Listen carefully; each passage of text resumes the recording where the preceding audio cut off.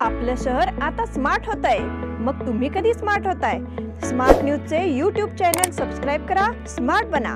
नोटिफिकेशनसाठी bell आयकॉनवर click करा. नमस्कार, मी Ankita Pawar. Smart news bulletin मध्ये आपलं स्वागत करते. सुरुवातीला एक नजर आजच्या ठळक घडामोडींवर. ओमायक्रॉनचा प्रादुर्भाव जगातील 57 देशांमध्ये पसरला. पेगाससच्या मुद्द्यावर पुन्हा एकदा वादळी चर्चा. दैनंदिन कोरोना रुग्णसंख्येत घट झाल्यामुळे दिलासा. मुख्यमंत्र्यांचा दिल्ली दौरा ठरणार लक्षवेधी. बाजारपेठेत 10 रुपयांच्या नाण्यांचा वापर करण्याबाबत आदेशाची मागणी. आमदार अनिल बेनके यांच्या पुढाकाराने कूपनलिकांचे लोकार्पण. रायचूर येथील न्यायाधीशांचा वकील संघटनेकडून निषेध. आरटीपीसीआर सक्ती रद्द करण्याची मागणी. भाजपकडून अर्थसंकल्पाचे स्वागत. मध्यवर्ती महाराष्ट्र एकीकरण समितीकडून मराठी कागदपत्रांसाठी पाठपुरावा. रंगोली के सप्तरंगों में खुशियों के दीप चमकाए, आराधना के साथ अपनी दिवाली मनाए। कपड़ों की दुनिया में एक भरोसेमंद और गुणवत्तापूर्ण नाम आराधना। गृहलक्ष्मी की सुंदरता की पहचान है साड़ी। घर की औरत का रुबाब और संस्कृति की देन है साड़ी। इस दिवाली के सुनहरे मौके पे आराधना लेके आए हैं महिलाओं के लिए मनपसंद साड़ीज और रेडीमेड सहित बच्चों के लिए आकर्षक और मनपसंद ड्रेसेस। पुरुषों के लिए जेंट्स वेयर में shirt, T shirts, jeans, formal और भी कई प्रकार के ड्रेसेस। जल्द ही अपनी मनपसंद ड्रेस खरीदे सिर्फ आराधना में। बेलगाम के वस्त्र जगत में बहुत ही बढ़िया है आराधना। नए कपड़े पहन के दीजिए दिवाली की शुभकामना। आराधना, मारुती गली, बेलगाम। आणि आता पाहूयात सविस्तर बातम्या. जगभरामध्ये वेगाने प्रादुर्भाव होत असणारा आणि तितक्याच वेगाने स्वतःमध्ये सातत्याने बदल घडवणारा ओमायक्रॉनचा सब व्हेरिएंट जगातील 57 देशांमध्ये पसरल्याचं जागतिक आरोग्य संघटनेनं म्हटलंय. यामधील धक्कादायक बाब म्हणजे ओमायक्रॉनचा हा नवा व्हेरिएंट हा मुळात ओमायक्रॉन विषाणूपेक्षा अधिक घातक असल्याचं सांगण्यात येत आहे. हा नवीन व्हेरिएंट अधिक वेगाने पसरत असून केवळ 10 आठवड्यांमध्ये तो 57 देशांमध्ये पसरलाय. आपल्या साप्ताहिक अहवालामध्ये जागतिक आरोग्य संघटनेनं ओमायक्रॉन संदर्भातील इशारा दिलाय. साथी संदर्भातील आपल्या साप्ताहिक अहवालामध्ये जागतिक आरोग्य संघटनेनं मागील महिनाभरात करण्यात आलेल्या चाचण्यांपैकी 93% रुग्ण हे ओमायक्रॉनचे आहेत. यामध्ये BA.1, BA.1.1, BA.2, BA.3 असे अनेक व्हेरिएंट यामध्ये आढळून आलेत. यापैकी BA.1 आणि BA.1.1 हे सर्वात आधी आढळून आलेले ओमायक्रॉनचे सब व्हेरिएंट होते.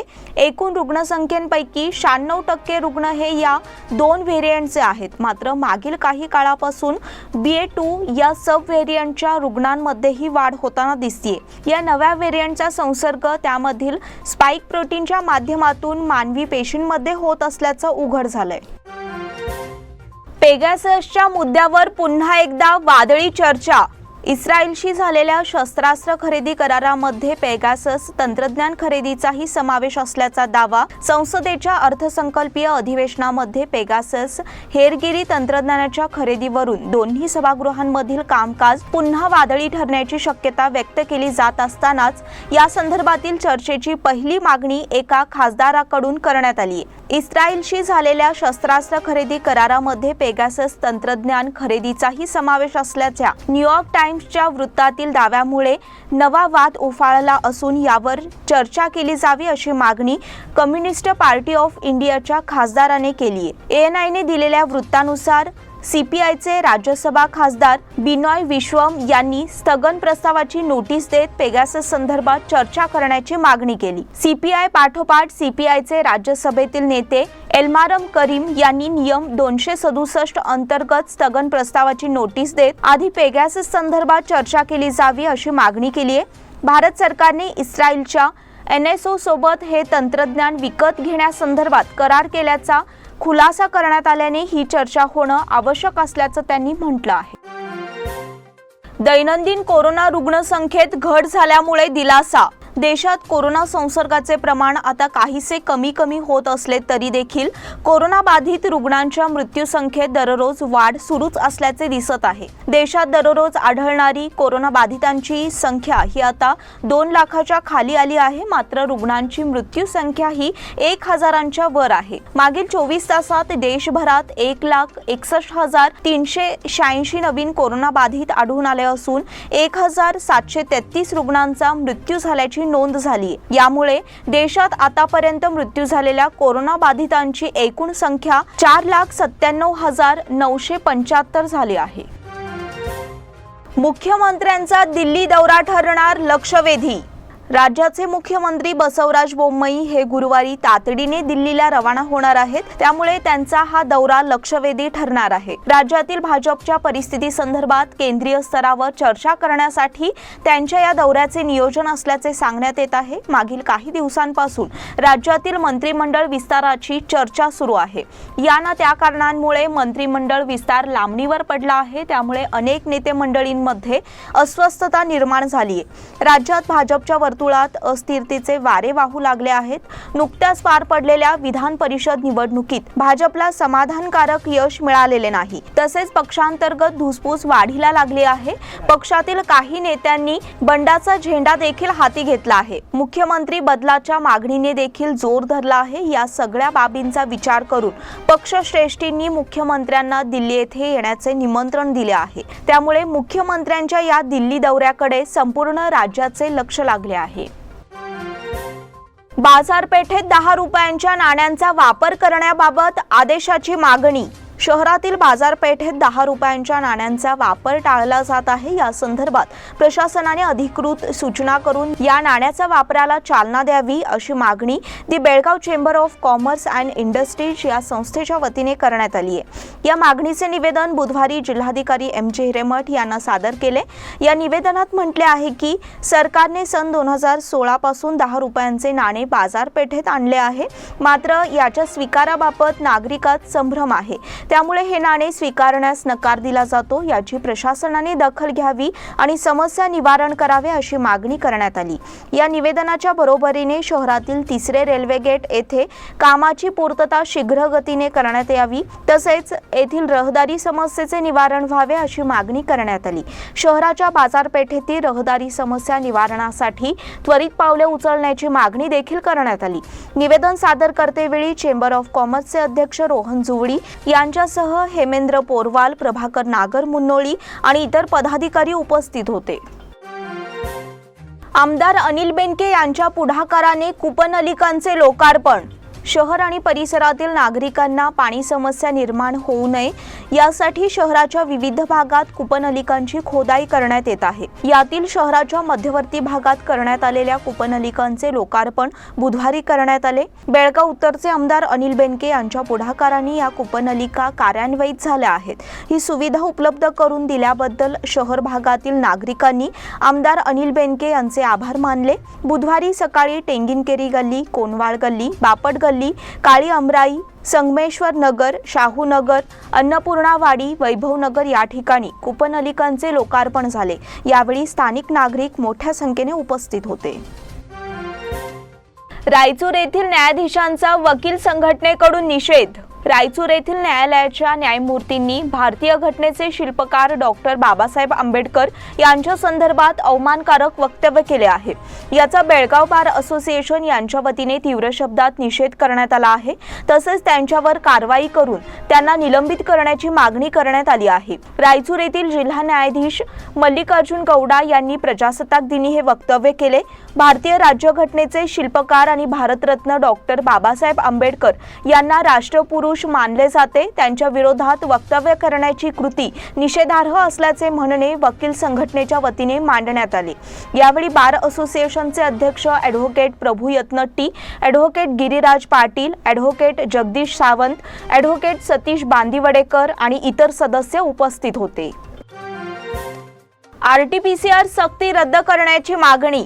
मागील महिन्यापासून प्रशासनाने RT-PCR नियमाची सक्ती केली आहे. कोगनोळीसह अन्य चेकपोस्टवर RT-PCR निगेटिव्ह अहवालाची सक्ती करण्यात येत आहे. सध्या कोरोनाची परिस्थिती नियंत्रणात आली आहे, त्यामुळे सदर सक्ती रद्द करून न्याय द्यावा आणि व्यापारी वर्गाला दिलासा द्यावा अशी मागणी ट्रेडर्स फोरम या संघटनेच्या वतीने करण्यात आली आहे. या मागणीचे निवेदन बुधवारी जिल्हाधिकारी MJ हिरेमठ यांना सादर करण्यात आले.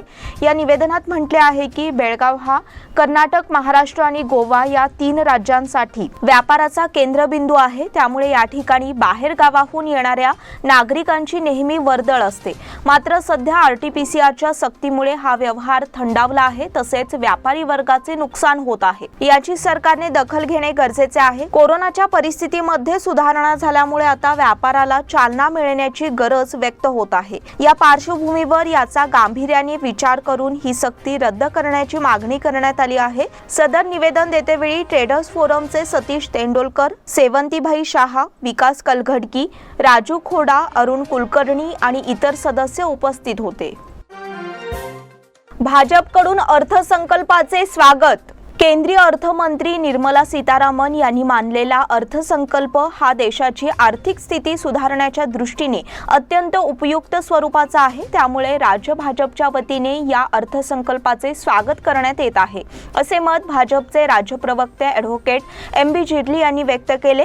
अर्थसंकल्पाच्या संदर्भात प्रतिक्रिया देताना त्यांनी हा अर्थसंकल्प समतोल स्वरूपाचा असल्याचे सांगितले. केंद्रीय अर्थमंत्र्यांनी या अर्थसंकल्पात योग्य तरतुदींना प्राधान्य दिले आहे, तसेच कर रचना देखील योग्य ठेवली आहे. त्याचबरोबर डिजिटल करन्सी या व्यवहार व्यवस्थेसाठी विशेष पावले उचलली आहेत. दूरदृष्टी ठेवून हा अर्थसंकल्पाची निर्मिती करण्यात आली आहे. त्यामुळे हा अर्थसंकल्प देशाच्या आर्थिक प्रगतीसाठी उपयुक्त ठरेल असा विश्वास त्यांनी व्यक्त केला. या पत्रकार परिषदेच्या वेळी भाजपचे संघटना सचिव दादागौडा बिरादार, मुरगेंद्र गौडा पाटील, शरद पाटील आणि इतर पदाधिकारी उपस्थित होते. मध्यवर्ती महाराष्ट्र एकीकरण समितीकडून मराठी कागदपत्रासाठी पाठपुरावा. सीमा भागातील मराठी भाषिकांना त्यांच्या अधिकाराप्रमाणे मराठी भाषेतून कागदपत्रे देणे हे सरकारचे कर्तव्य आहे. त्यामुळे या कागदपत्रांची उपलब्धता मराठी भाषेतून करून द्यावी अशी मागणी मध्यवर्ती महाराष्ट्र एकीकरण समितीच्या वतीने करण्यात आली आहे. या संदर्भात मंगळवारी दुपारी जिल्हाधिकारी MJ हिरेमठ यांची भेट घेण्यात आली. तसेच विविध मुद्द्यांवर त्यांच्याशी चर्चा करण्यात आली.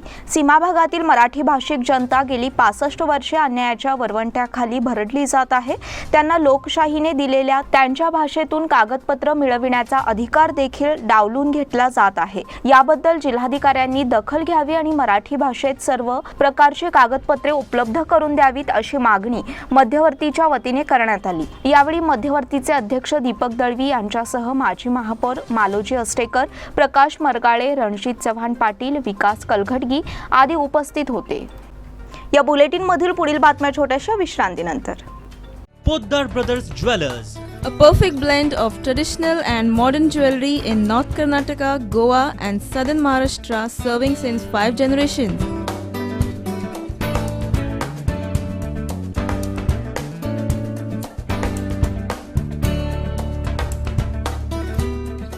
Exclusive gold, silver and platinum jewelry showroom.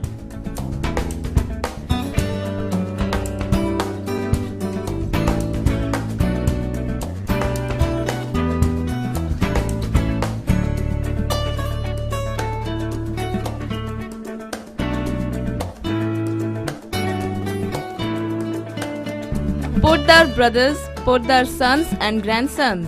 Khade Bazar, Belgaum. Call is on 0831 240 or 51 or 52 or 53. Visit us at www.poddarjewelers.com. बेलगाम वासियों के पसंद में उतरा उड़ान बार एंड रेस्टोरेंट। सोशल डिस्टेंसिंग का ख्याल रखते हुए हमारा स्टाफ देता है बेहतरीन सर्विस का विश्वास। यहाँ है पार्टी और फंक्शन के लिए 3 आलीशान हॉल, कारपोरेट डिनर मीटिंग के लिए 3 अलग कक्ष, IPL मैच देखने के लिए 3 बड़े स्क्रीन की विशेष सुविधा। इसके साथ ही साफ सुथरा किचन जहां हमारा वेल क्वालिफाइड स्टाफ देता है क्वालिटी और हाइजीनिक फूड की गारंटी। तो फिर खाने की हो बात तो आना परिवार के साथ। उड़ान बार एंड रेस्टोरेंट, लिंगराज कॉलेज के पास, बेलगावी। फोन 0831 2435 विश्रांतीनंतर पुन्हा एकदा आपलं स्वागत। केंद्रीय अर्थमंत्र्यांनी अर्थसंकल्प सादर केल्यानंतर सोन्याची खरेदी महाग ठरणार आहे, त्यामुळे सोन्याचे दागिने खरेदी करणाऱ्यांना समस्याला सामोरे जावे लागणार आहे। येणाऱ्या काळातील लग्नसराईच्या पार्श्वभूमीवर सोने चांदी अधिक महाग होण्याची शक्यता सामोरे आली आहे। राजधानी बेंगलोर येथे 22 कॅरेटचे 10 ग्रॅम सोने आता 44,900 रुपये इतके होणार आहे, तर 24 कॅरेटचे 10 ग्रॅम सोने आता 48,900 रुपये इतके होणार आहे। चांदीचा दर 65,600 रुपये प्रति किलो असा होणार आहे। बेळगावात देखील याचा फटका बसणार असून त्यामुळे ग्राहकांना सोने दर कमी होण्याची प्रतीक्षा करावी लागणार आहे। महानगरपालिकेसमोर थकीत घरपट्टीचा प्रश्न गंभीर। शहरातील तब्बल 73,262 मिळकत धारकांनी अद्याप चालू आर्थिक वर्षाची घरपट्टीच भरलेली नाही। महापालिकेच्या महसूल विभागाने दिलेल्या माहितीनुसार शहरात 1,39,717 मिळकती आहेत। 1 फेब्रुवारीपर्यंत यापैकी 66,455 जणांनी चालू आर्थिक वर्षाची घरपट्टी भरलेली आहे। घरपट्टी भरण्यासाठी चालू आर्थिक वर्षात 2 महिन्यांचा कालावधी शिल्लक आहे।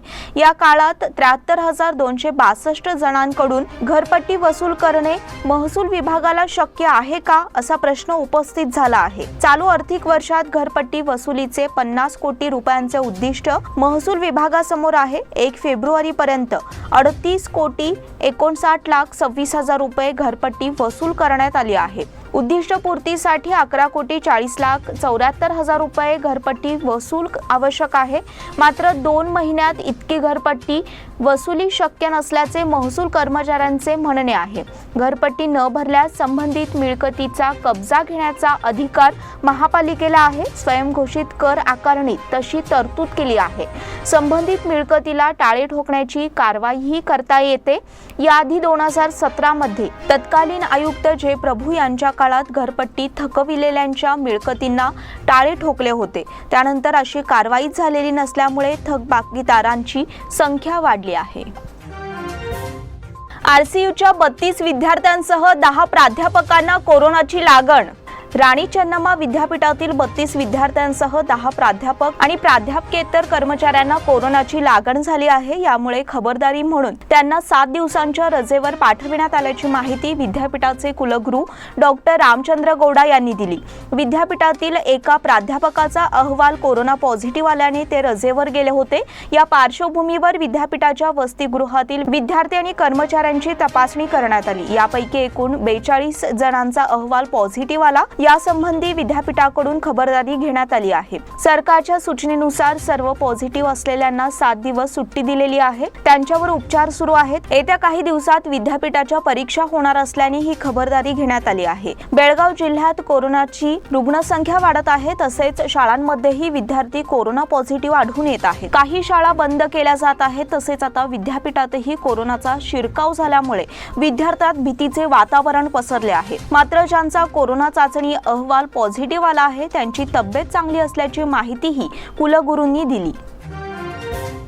2 शाळा 6 दिवसांसाठी बंद।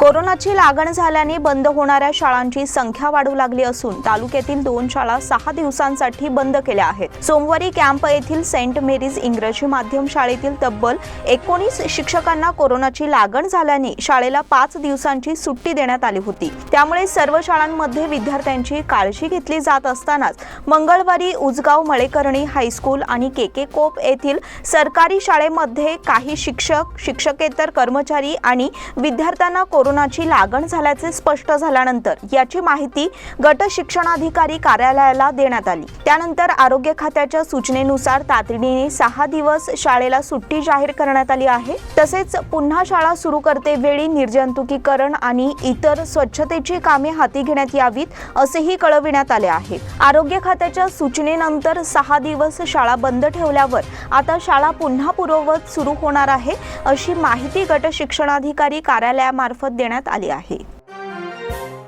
कुद्रेमणी ग्रामपंचायत कार्यालयाला भाजप कार्यकर्त्यांनी ठोकले टाळे।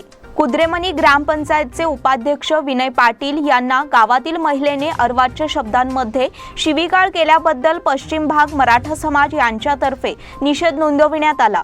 सदर महिलेच्या वक्तव्याबद्दल कुद्रेमणी ग्रामपंचायत कार्यालयाला टाळे ठोकून निषेध नोंदविण्यात आला। यावेळी भारतीय जनता पार्टी बेळगाव ग्रामीण माजी अध्यक्ष आणि तालुका एपीएमसी सदस्य विनय कदम, कुद्रेमणी ग्रामपंचायत माजी अध्यक्ष आणि विद्यमान सदस्य संजय पाटील, मराठा समाजाचे नेते नारायण झंगरूचे, कुद्रेमणी ग्रामपंचायत अध्यक्षा रेणुका रामू नाईक, उपाध्यक्ष विनायक पाटील, सदस्य शांताराम पाटील, अरुण देवाण, शिवाजी मुरकुटे, लता शिवणगीकर, विमल साखरे, आरती लोहार, मल्लव्वा कांबळे, ग्रामस्थ आणि नागरिक उपस्थित होते। आमदार लक्ष्मी हेब्बाळकर यांच्याकडून गोव्यात काँग्रेसचे प्रचार कार्य। बेळगाव ग्रामीणच्या आमदार लक्ष्मी हेब्बाळकर यांनी गोव्यात झंझावती प्रचार कार्य आरंभले आहे। काँग्रेस उमेदवारांच्या प्रचारासाठी आमदार लक्ष्मी हेब्बाळकर यांनी विविध ठिकाणी प्रचार सभा घेतल्या। तसेच सामान्य जनतेचे प्रश्न सोडविण्याचे सामर्थ्य फक्त काँग्रेसमध्येच असल्याचे सांगितले। गोव्यातील विविध मतदारसंघात मतदारांकडून मोठा प्रतिसाद मिळत आहे। गोव्यातील कुट्टाळी मतदारसंघात असणारे काँग्रेसचे उमेदवार ओलान्विओ मिसोस यांच्यासाठी त्यांनी पदयात्रा काढली। यावेळी स्थानिक मतदारांनी आमदार लक्ष्मी हेब्बाळकर यांचे उत्साही स्वागत केले, तसेच काँग्रेससाठी आपले पाठबळ उभे करण्याची ग्वाही दिली। अनगोळ येथून 17 वर्षीय मुलीसमवेत आई बेपत्ता। अनगोळमधून एका महिला आपल्या 17 वर्षीय मुलीसह बेपत्ता झाल्याची तक्रार टिळकवाडी पोलीस स्थानकात नोंदविण्यात आली आहे। कुरबर गल्ली अनगोळ येथे रहिवासी असणाऱ्या विजयलक्ष्मी राजू करेगार वय 36 आणि त्यांची मुलगी रिया वय 17 अशी या दोघी बेपत्ता मायलेकींची नावे आहेत। दिनांक 27 जानेवारी पासून त्या बेपत्ता आहेत। या दोघींच्या संदर्भात कुणाला माहिती मिळाल्यास त्यांनी टिळकवाडी पोलीस स्थानकाशी 0831 2405 236 यावर संपर्क साधण्याचे आवाहन करण्यात आले आहे। निप्पाणी येथे चोरट्याकडून 8 दुचाकी जप्त, दोघांना अटक। निप्पाणी येथे दुचाकी चोरी प्रकरणी पोलिसांनी चोरट्याकडून 8 दुचाकी जप्त केल्या। मंगळवारी पहाटे संशयास्पदरित्या फिरणाऱ्या दुचाकी स्वारास पोलिसांनी ताब्यात घेतले। यानंतर त्याची चौकशी केली असता तो अट्टल चोरटा निघाला। निप्पाणी शहरातून गेल्या वर्षभरात त्याने 8 दुचाकींच्या चोरीबरोबरच एका ठिकाणी घरफोडी केल्याची कबुली दिली। ओमकार रमेश निकम वय 24 राहणार कामगार चौक निप्पाणी असे अटक केलेल्या युवकाचे नाव आहे। त्याला निप्पाणी पोलिसांनी अटक करून न्यायालयात हजर केले असता त्याची रवानगी हिंडलगा कारागृहात करण्यात आली। याबाबत पोलिसांकडून मिळालेली माहिती अशी की निप्पाणीचे सीपीआय संगमेश शिवयोगी हे सोमवारी रात्रभर सहकाऱ्यांसह शहरात गस्त घालत होते। याच वेळी मंगळवारी पहाटेच्या सुमारास चिकोडी रोडवरून ओमकार हा दुचाकीने बस स्थानकाच्या दिशेने येत होता। त्याच वेळी त्याचा संशय आल्याने सीपीआय शिवयोगी यांनी त्याला ताब्यात घेऊन चौकशी केली। यावेळी त्याच्याकडील दुचाकीची कागदपत्रे नसल्याने त्याला बसवेश्वर पोलीस स्थानकात आणले। यावेळी त्याची कसून चौकशी करताच त्याने दुचाकी चोरल्याची कबुली दिली। सायकलिंग प्रशिक्षक मरनूर यांचा सत्कार। जिल्हा युवा सबलीकरण आणि क्रीडा खात्याचे ज्येष्ठ सायकलिंग प्रशिक्षक मुत्ताप्पा पंडित मरनूर हे 31 वर्षाच्या प्रदीर्घ सेवेनंतर दिनांक 31 रोजी निवृत्त झाले। त्यानिमित्त त्यांचा जिल्हा आणि युवा सबलीकरण आणि क्रीडा खात्यातर्फे सत्कार झाला। जिल्हा युवजन सेवा क्रीडा खात्याच्या सभागृहात ज्येष्ठ प्रशिक्षक अशोक शिंत्रे, एसयू जमादार, अर्जुन पुरस्कार विजेते मुकुंद किल्लेकर, विश्वास पवार या मान्यवरांच्या हस्ते MP मरनूर यांचा सेवानिवृत्तीनिमित्त सत्कार करण्यात आला। त्याप्रसंगी त्यांच्याबद्दल विविध प्रशिक्षकांनी आणि खेळाडूंनी मनोगत व्यक्त करीत शुभेच्छा दिल्या। याप्रसंगी त्यांच्याबद्दल विविध प्रशिक्षकांनी आणि खेळाडूंनी मनोगत व्यक्त करीत शुभेच्छा दिल्या। वनडे आणि T20 मालिकेसाठी वेस्ट इंडिजचे खेळाडू भारतात दाखल। भारताविरुद्ध वनडे आणि T20 मालिका खेळण्यासाठी वेस्ट इंडिजचा संघ आज म्हणजेच बुधवारी सकाळी अहमदाबादला पोहोचला आहे। कायरन पोलार्डच्या नेतृत्वाखालील वेस्ट इंडिज संघ अहमदाबादच्या नरेंद्र मोदी स्टेडियमवर तीन सामन्यांची एकदिवसीय मालिका खेळणार आहे। यानंतर कोलकात्याच्या ईडन गार्डन्स स्टेडियमवर 3 T20 सामन्यांची मालिका खेळवली जाईल। वनडे मालिकेतील कोणत्याही सामन्यात प्रेक्षकांना मैदानात प्रवेश दिला जाणार नाही। कोरोना संसर्गाचा धोका लक्षात घेऊन हा निर्णय घेण्यात आला आहे। भारत पाकिस्तान पुन्हा एकदा भिडणार। भारत आणि पाकिस्तान यांच्यामधला क्रिकेटचा सामना म्हणजे तिसरं युद्धच. आता हे युद्ध लवकरच पाहण्याचा योग क्रिकेट चाहत्यांना लाभणार आहे, कारण आता भारत आणि पाकिस्तान यांच्यातील क्रिकेट सामन्यात थरार रंगणार आहे. तब्बल 24 वर्षांनी आता राष्ट्रकुल क्रीडा स्पर्धेत क्रिकेटचा सहभाग होणार आहे. ही स्पर्धा 28 जुलै ते 8 ऑगस्ट या कालावधीमध्ये इंग्लंडमधील बर्मिंगहम येथे खेळविण्यात येणार आहे. या क्रीडा स्पर्धेत महिलांचे 8 संघ सहभागी होणार आहेत. भारताच्या गटामध्ये ऑस्ट्रेलिया, पाकिस्तान आणि बार्बाडोस संघाचा समावेश करण्यात आला आहे. दुसऱ्या गटामध्ये इंग्लंड, न्यूझीलंड, दक्षिण आफ्रिका आणि श्रीलंका यांचा समावेश करण्यात आला आहे. याचबरोबर स्मार्ट न्यूजचे आजचे बुलेटिन इथेच संपले. धन्यवाद.